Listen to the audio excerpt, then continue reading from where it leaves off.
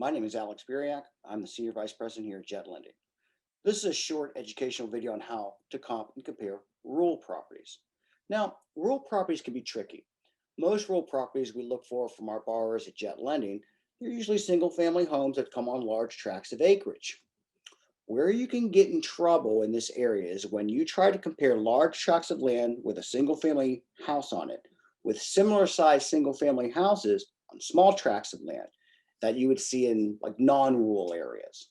So land size is a large determining factor in these areas with smaller populations of people. So make sure you pay close attention to land size if you're noticing a large discrepancy between land sizes. Try to figure out what an acre of land costs in that area to make your determining values.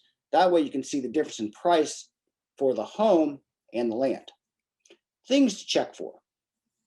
Is your subject property city water and sewer, or is it well and septic? This won't change the value, but it's good to know. One of the major reasons it's good to know, do you need to get a licensed well and septic repair team out there to check and bid your system? This shouldn't deter you from buying the property. Just make sure you do this so you can add the cost to your repairs if anything's needed to be done to the system, since it can be very costly. Easements. Make sure you get a survey from the seller if they have one. Large tracts of land usually are what's called meets and bounds and not lot and block. Meets and bounds take a survey to fully understand what your property is and what it is not. On this survey, you are looking for anything that may be an easement or an encroachment onto your property or somebody else's. Knowing this can save you time and a lot of frustration later.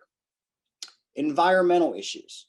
If your land has any oil wells or possible dump sites, you might want to get at least a phase 1 environmental on this property to make sure there are no issues that you would have to clean up later.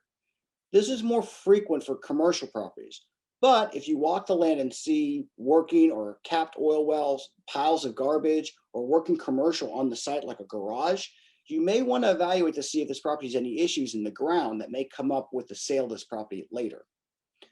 Mineral rights are another thing you should consider. Check to see if the seller is retaining mineral rights, especially on large tracts of land. This is something you may be asked if selling the property and something you may want to know of if you are holding the property. Littoral or riparian rights. If this land has a river or lake on site. Check to see if you have any right to that body of water, since it will help the value of the property and you will need this info when selling the property. That's the basics, and it's not everything, but it's a good start. If you would like a free estimation on your next deal, flip or hold, use this QR code.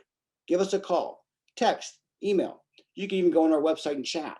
So we can get your deal closed within 3 days, a clear to close from title and appraisal report in, and have all the comfort of doing all your real estate investment loans and draws online.